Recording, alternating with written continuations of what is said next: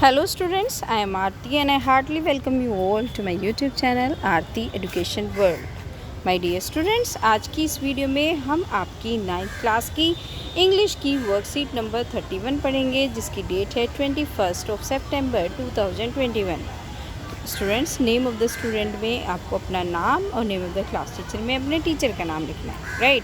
तो आज जो आपकी वर्कशीट में पोम आई है उसका नाम है rain on the roof. Rain यानी कि बारिश, बरसात, जो भी आप बोलना चाहें। रूफ यानी कि छत पर बरसात। एंड क्या करना है आपको, read the given below extract. ये जो एक्सट्रैक्ट आपकी पोम में से ये जो दिया गया है, ये स्टेंजाज, ये आपको पढ़ने हैं। And answer the question that follow, और जो उसके आंसर दिए गए हैं, जो क्वेश्चन दिए गए हैं उनके आंसर करने हैं, ठीक है। तो चलिए पढ़ लेते हैं आपकी क्या पोम आई है आज। आप जानते हैं, जैसे कि हमने बात की, पोम का नाम क्या है, rain on the roof. And it is composed by Coates Kinney ने लिखी है ये। और देखते हैं इसका थोड़ा सा मीनिंग समझ लेते हैं, क्या कहना चाहते हैं पोएट इस पोएम के थ्रू, ठीक है। When the humid shadow hover over all the starry spheres and the melancholy darkness, वो कह रहे हैं जी जब आसमान में स्टेरी स्पेयर का मतलब यहाँ पे स्काई से दिया गया है, आसमान से दिया गया है। जब आसमान में क्या हो रहा था, काले बादल, जो पानी वाले बादल, ह्यूमिड का मतलब होता है, आपको पता ही है ह्यूमिड का मतलब होता है जिसमें नमी होती है ना। इट इज शैडोज हावर का मतलब ब्लैक क्लाउड से लिया गया है ना।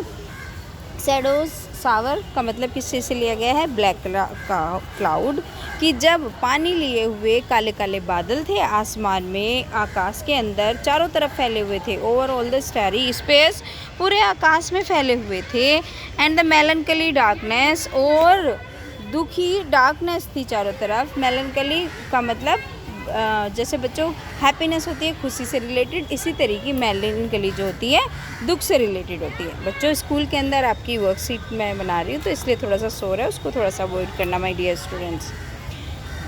Gently weaves in rainy tears, और रेनी टेयर्स ऐसे कर रहे थे, जैसे रेनी टेयर्स मतलब जैसे आंसू बहते हैं ना, इस तरीके से वो रेन की संज्ञा दे रहा है, उससे उसको कंपेयर कर रहा है। What a bliss to press the pillow, और कितना अच्छा लग रहा था। ब्लिस का मतलब वैसे तो वरदान होता है, लेकिन यहाँ पे हैप्पी फीलिंग से बताया कि कितना अच्छा लग रहा है मुझे पिलो को प्रेस करना।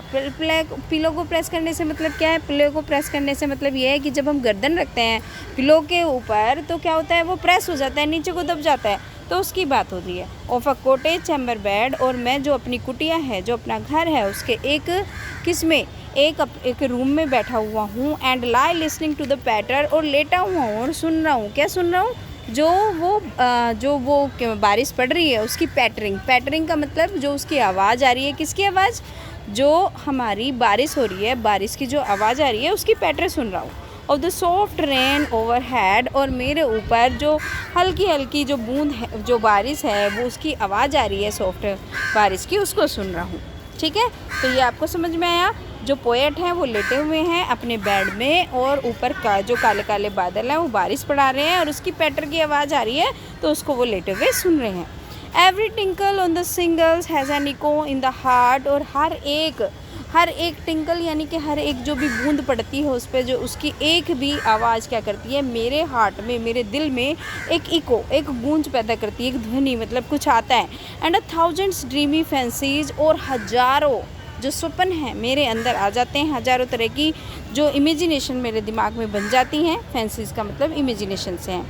And 1000 recollections weave their thread into woof, और हजारों जो रिकलेक्शन जो मैं इकट्ठा करता हूँ, बहुत सारी चीज़ें जो मुझे मतलब मेरे दिमाग में इकट्ठा करना है, ऐसे नहीं हाथ से इकट्ठा कर रहा हूँ, कि हजारों चीज़ें मेरे दिमाग में आती हैं और उनका ताना बुना बुन जाता है। वेव का मतलब होता है बुनना। आपने देखा होगा जो थ्रेड होते हैं इस तरीके से वोवन होता है एक के बाद एक, तो इस तरीके से वो कह रहा है कि हजारों चीज़ें मेरे दिमाग में उत्पन्न होती है।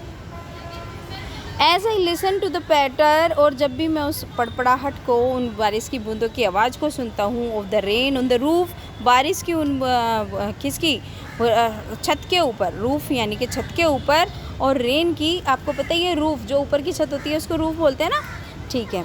And to busy being start, और जो वो क्या हुई है वो पढ़े जा रही हैं, वो बहुत सारी बूंदें पढ़ी रही हैं, उसको मैं सुन रहा हूँ। Now in memory comes my mother, और अब एक याद आती है मुझे, अपनी मम्मी की याद आती है ना।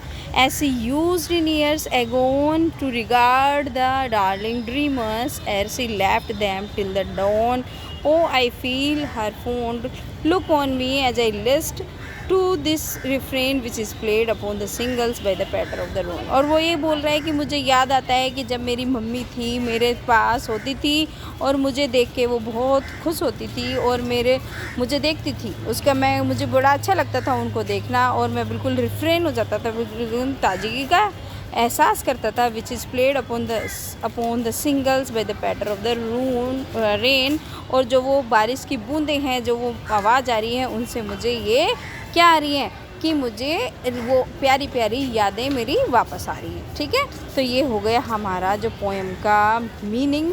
अब कर लेते हैं इसके क्वेश्चंस के answer. The sound of the rain drops brought back to the poet, जो आवाज़ है बूंदों की वो पोएट को कहाँ पे वापस ले आई है? फीलिंग ऑफ एक्साइटमेंट आ गया है उससे उसको, या फिर मेमोरीज ऑफ द पास्ट आ गई हैं, स्टारी नाइट एंड टीयर्स आया है, या the memories of rain on the roof, the memories उसकी जो पास की मेमोरी है वो याद आ गई है, क्योंकि बारिश तो अभी पड़ ही रही है ना, और स्टारी नाइट हो रही है। इस एक्साइटमेंट की फीलिंग वो अभी है, लेकिन वो कहाँ पे पहुँच गया है? पोएट को ले आए हैं, उसकी जो पास की मेमोरीज है वो उसको याद आ रही है। ठीक है, चलिए अब दूसरा देखिए। Choose the option that match with the rhyme scheme of the stanza. अब हमें वो राइम स्कीम चुननी है जो इससे मैच करती हैं जो हमने स्टैंजा पढ़ा। अब बच्चों देखो राइम स्कीम कैसे निकालते हैं। अब देखिए, जो आप एक एक स्टैंजा की अलग अलग निकाल लेंगे, इस स्टैंजा की अलग निकलेगी, इसकी अलग और इसकी अलग। तो कैसे निकालेंगे? हावर को हम ए दे देते हैं क्योंकि लास्ट वर्ड को देखते हैं। फिर उसके बाद आपका स्पेयर्स ये से मैच नहीं कर रहा तो इसको क्या देंगे? इसको बी दे देंगे हम। फिर डार्कनेस ना हावर से मैच कर रहा, ना स्पेयर से, ना आपका इससे, तो इसको हम सी दे देंगे। फिर टीयर्स हमारा स्पेयर से मैच कर रहा है तो इस वजह से इसको बी देंगे। फिर पिलो हमारा किसी से मैच नहीं कर रहा तो ये डी हो गया। बेड हमारा किसी से भी मैच नहीं कर रहा, ये ई हो गया। पैटर हमारा हावर से मैच कर रहा है या नहीं, ये बिल्कुल ठीक नहीं बैठ रहा, तो हमारा एफ़ होगा, ये एफ़ होगा। और हेड किससे मैच कर रहा है? बेड से मैच कर रहा है।